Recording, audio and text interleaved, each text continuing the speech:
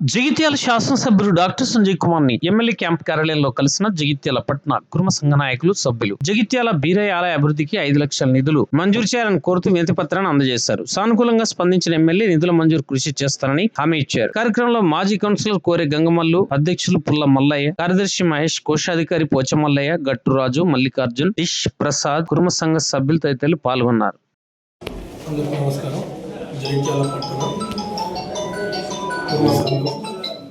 సభ్యులు మేము మా ప్రెసిడెంట్ మాలన్న గారు మా అందరం కలిసి మాకు బీరయ్య గుడి దగ్గరలో ఇంతకుముందు ధ్యాన మందిరం కోసం 10 లక్షలు తిరుమల స్థానం నుంచి సంజయ్ కుమార్ సార్ గారు మాకు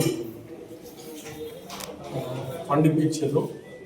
దానికి గాను కొంత వైర్ల ప్రాబ్లం ఉంటే సార్ సొంతగా దేవుని కొరకు సొంత జమికి డబ్బులు నా వైర్లను కూడా చేపిస్తున్నారు. ఇప్పుడు అక్కడ సంఘ భవన నిర్మాణానికి ఒక 5 లక్షల ఫండ్ సహకారం చేయాల్సిందిగా సార్ కోరుకుంటున్నాము. సంఘం తరఫున సార్కి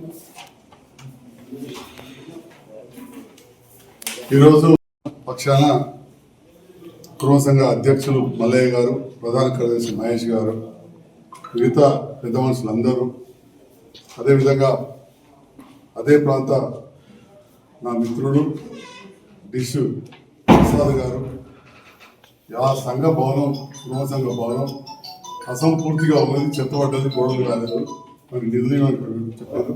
గౌరవ ముఖ్యమంత్రి రేవంత్ రెడ్డి గారు జగిత్యాల పట్టణానికి 135 కోట్ల రూపాయలు నిధులు ఇచ్చారు. దాంతో పేదవాళ్ళు ఎవరైతే డబుల్ బెడ్రూమ్లకు పోయినరో అందులో అన్ని కులాల వాళ్ళు ఉన్నారు, కుర్మాలు ఉన్నారు, వాళ్ళు ఉన్నారు, గంగపుత్రులు ఉన్నారు. అందరికి కూడా అక్కడ నీళ్లు, కరెంటు, సెప్టిక్ ట్యాంకులు వీటి కోసం 35 కోట్లు. జగిత్యాల పట్టణంలో ఏ రోడ్డు మిగలకుండా అన్ని రోడ్లు చేసే విధంగా మిగతా నిధులు ఇస్తే మీరే చూస్తున్నారు. ప్రతి వాడకట్టుకు పనులేదు. ఇవాళ గంగవాళ్ళు ఏరియాలో 32లో ఎన్నో కార్యక్రమాలు జరుగుతున్నాయి. 34 అయితే అసలు ఇక సిమెంట్ రోడ్ ఇద్దామంటే లేదు, కొద్దిగా వీలు అంటూ ఇవాళ ఎత్తు పిట్ట ధర్మరాజు ఉంది కదా. 33లో దురదృష్టవశాత్తు నరేంద్ర చనిపోవడం, కొంత అక్కడ నాయకత్వ లోపం వచ్చింది. ఇప్పుడు తమ్ముడు ప్రసాద్ పరిశీలనలో ఉన్నాడు. ఎందుకంటే ఇది జాతీయ పార్టీ, నేను కాంగ్రెస్ ప్రభుత్వం పక్షాన పనిచేస్తున్నా. మరి మళ్ళన్న మిగతా ఇక్కడ ఉన్న సభ్యులు మా అందరూ కూడా చాలా పనిచేసింది నా కోసం. నన్ను గెలిపించారు, మీరు గెలిపించిన నేను ఆ రుణం తీసుకున్న బాధ్యత ఉంది. దాంట్లో భాగంగా ఏ మాటకు అమ్మాట ఉన్నది చెప్పాలి. అప్పుడు టీటీడీకి విద్యాసాగర్ అయినప్పుడు వాళ్ళ నియోజకవర్గానికి బాగా తెచ్చుకుంటుంటే నేను అడిగింటున్నాను, మాకు కూడా కొన్ని ఇవ్వాలంటే ఇచ్చారు. ఇస్తే నాకు చాలా సమస్యలు ఉంటాయి. టీటీడీ ఆ ఎండోమెంట్ వచ్చుడు పోవడు, అందులో మన జగిత్యాల రామ మందిరం దగ్గర ఒకటి, ఇక్కడ రామ మందిరం దగ్గర కంప్లీట్ అయింది.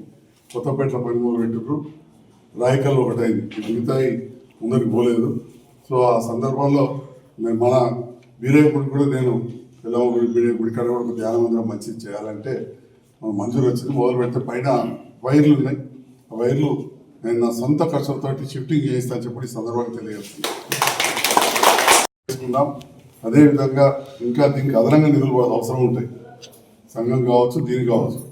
నేను దీనికోసం 5 లక్షల రూపాయలు అదనంగా కూడా నిధులు మంజూరు చేయిస్తాను చెప్పి ఈ సందర్భంగా అందరూ కూడా రైతు బిడ్డలు, మొదటి నుంచి కూడా సత్సంబంధాలు ఉన్నాయి.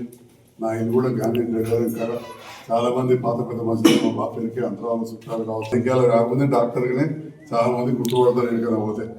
ఆ రకంగా మీతో ఉన్న అనుబంధాన్ని నేను మరొకసారి మీతో పంచుకుంటూ, మరి రేపు రాబోయే మున్సిపల్ ఎలక్షన్లో గౌరవ ముఖ్యమంత్రి గారితో కలిసి పనిచేసి నాతో కలిసి పనిచేసే వాళ్ళని గెలిపించాల్సిందిగా కూడా కోరుతున్నాను. Thank you.